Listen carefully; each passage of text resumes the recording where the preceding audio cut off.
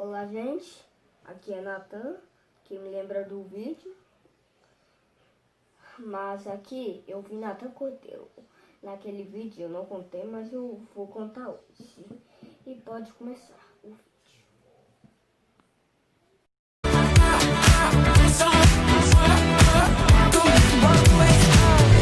Olá, meus queridos alunos do primeiro ano. Estamos de volta e vamos dar continuidade à função afim, certo? Essa função, que é representada por f de x, é igual a ax mais b, certo?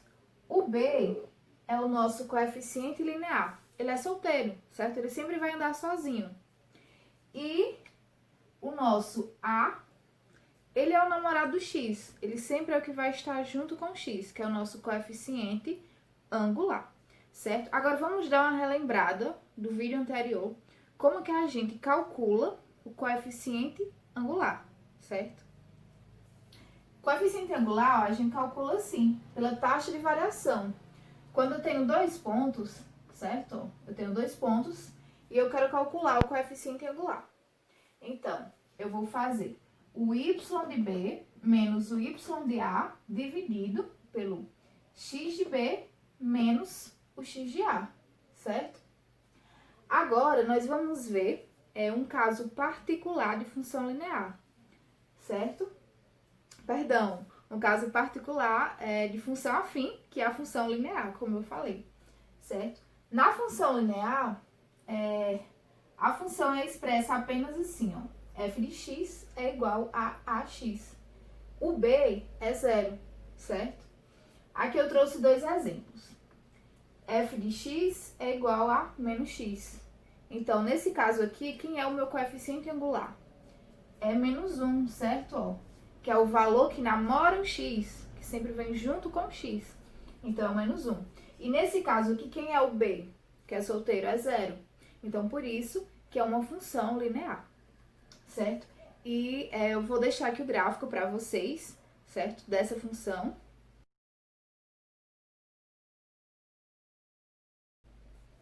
Bom, e essa outra função, ela é f de x é igual a 5x. Quem é meu coeficiente angular? É o 5, que é o valor que está acompanhando o x. E o meu b é zero, certo? Como não tem nada, então o b é zero. Então, também é uma função linear.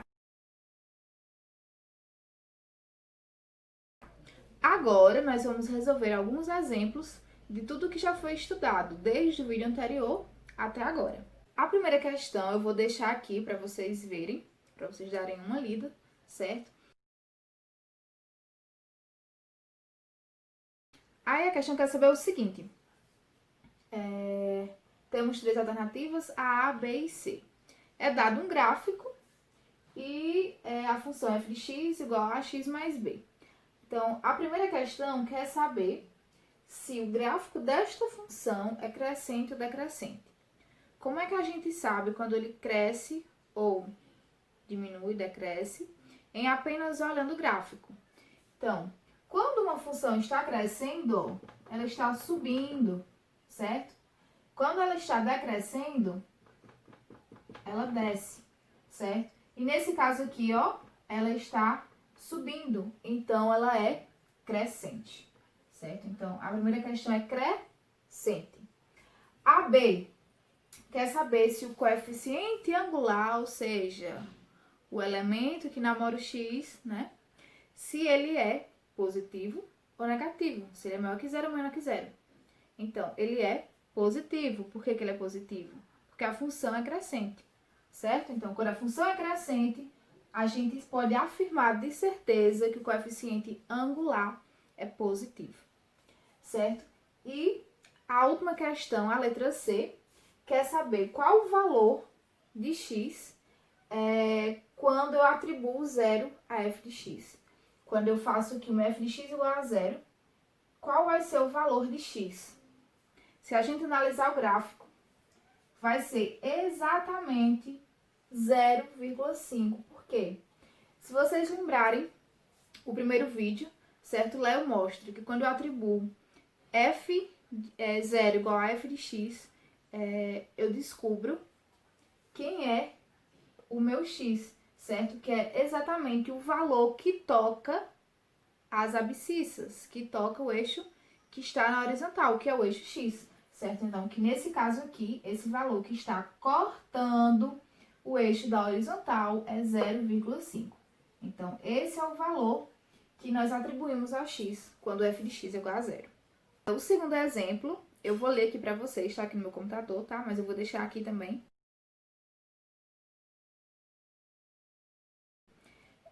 Um pedreiro recebe mensalmente da empresa que trabalha um salário composto de duas partes, certo? Uma parte fixa, no valor de R$ 1.400, e uma parte variável, que corresponde a um acréscimo por hora extra trabalhado de 4% ao mês. Nessas condições, a função pode ser expressa por. Então, primeiro ele quer saber que função representa esse pequeno enunciado, certo? Então, esse pedreiro, ele recebe um valor, certo? Uma parte do valor que ele recebe é 1.400, certo? R$ 1.400. E ainda tem mais 4% por hora extra trabalhado, certo? A cada hora extra, certo? A cada hora extra trabalhada. Então, como é que nós vamos armar essa função? Então, em vez de eu chamar f de x, é o que eu quero encontrar? É o salário. Então, eu vou chamar de salário, certo?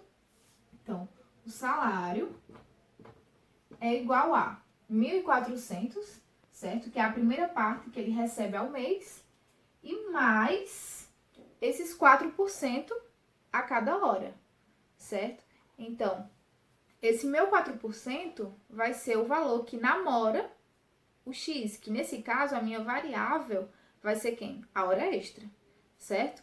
Então, porém, aqui está em porcentagem. Eu não posso colocar 4 e esse porcento aí.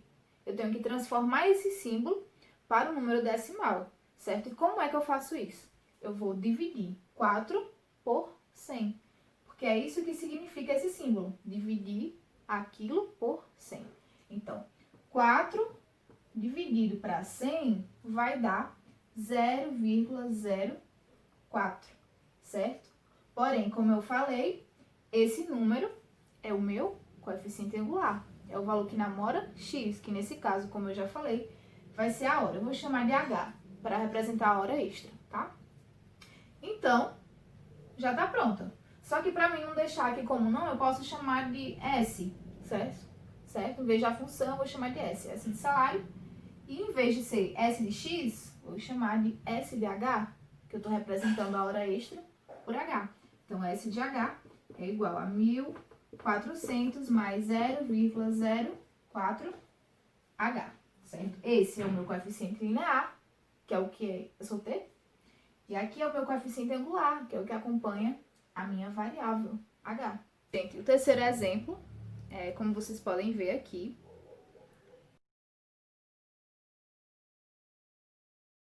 diz o seguinte, vamos lá. O gráfico representa a função real definida por f de x igual a ax mais b. Então, ele quer saber qual é o valor de a e de b dado esse gráfico aqui, certo? Então, como é que nós vamos fazer? Para que eu faça a soma de a mais b, primeiro eu tenho que encontrar quem é a e quem é b, certo? E qual que eu vou descobrir primeiro? Vamos primeiro descobrir quem é o solteiro, que é o B, certo? O valor que sempre anda sozinho. Por quê? Porque o valor de B, ele sempre está no gráfico. Lembram que eu falei no primeiro vídeo, que o valor que estiver cortando o gráfico no eixo vertical, ou seja, no eixo de Y, que é o eixo das ordenadas, é exatamente o valor do meu coeficiente linear, certo? Que nesse caso aqui é o 3, certo? Então, 3, eu já sei de cara que 3 é o meu coeficiente linear, é o meu B, certo? Então, por quê? Ele está aqui, ó, qual é o par ordenado? 0, 3, certo? Quando meu x é 0, meu y é 3. E agora, para a gente descobrir o valor de A, que é o valor que namora o x, como é que a gente vai descobrir o coeficiente angular? Lembram? Eu falei aqui no início do vídeo que para a gente descobrir o coeficiente angular, basta a gente fazer o quê? Pegar os dois pares ordenados e fazer a divisão entre a diferença entre eles. Então, eu vou pegar o valor do meu y final menos o meu y inicial sobre o meu x final menos o meu x inicial. Como assim? Esse x final, x inicial, são os meus pares ordenados que vem no gráfico. Esse daqui eu já coloquei, é o 0 e 3. E qual é esse outro aqui, ó? Então, nós podemos perceber que o x é 2. Quando o meu x é 2, o meu y é 0, certo? Então, aqui é o meu x, aqui é o meu y, aqui é o meu x, aqui é o meu y, certo? Então, vamos substituir. Y final, quem é y final? 0. Então, 0 menos 3. 0 menos 3 dividido por x final, que é 2, menos x inicial, que é 0. Quanto é que vai dar aqui? Vai dar menos 3 sobre 2, certo? Que isso é igual a menos 1,5, ok? Bom, já temos o valor do nosso coeficiente angular, que na fórmula a gente usa o m, mas ele é exatamente igual ao meu a, certo? É o a aqui, então dá menos 1,5. Porém, eu já encontrei os dois, mas ele quer saber a soma. Então, vamos fazer menos 1,5 mais b, que aqui mostra, que é 3, certo? Quanto é que vai dar isso? Vai dar 1,5. Menos 1,5 mais 3 dá 1,5. Então, qual é a alternativa? Alternativa C, certo?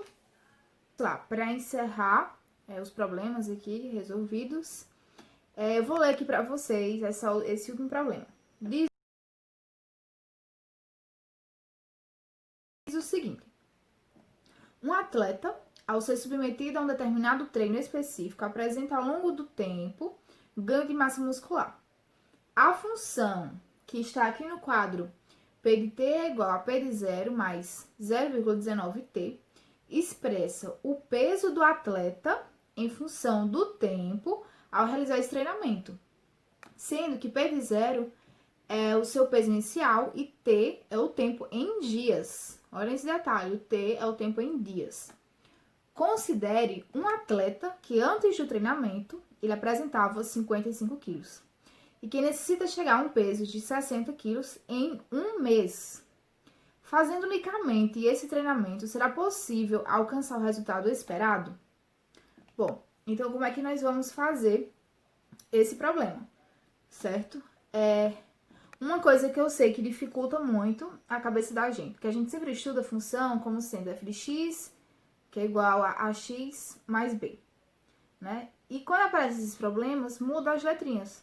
Porém, a gente precisa entender que continua a mesma coisa. Só está mudando a nomenclatura, mas continua da mesma forma, certo? Então, agora, em vez de ser f de x, é o p de t. Por quê?